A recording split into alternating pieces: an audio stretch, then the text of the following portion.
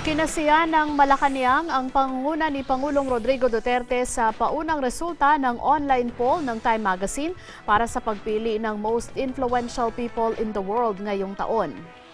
Ayon kay Chief Presidential Legal Counsel Salvador Panelo, patunay lamang ito na maganda ang pagtanggap ng tao sa buong mundo sa magandang pamumuno ni Duterte, lalo na sa paglaban sa ilegal na droga. Ayon pa kay Panelo, nangangahulugang positibo ang pagkilala ng mga bumoto kay Pangulong Duterte sa kabila ng ingay hinggil sa umano human rights violations. Naniniwala si Panelo na ang pagiging lamang ngayon ni Pangulong Duterte sa early poll ng Time Magazine ay dapat tingnan sa positibong anggulo at hindi dahil sa kanyang pagiging kontrobersyal. Sa paunang resulta ng botohan, naungusan ni Pangulong Duterte sina Canadian Prime Minister Justin Trudeau, R&B star Beyonce at German Chancellor Angela Merkel.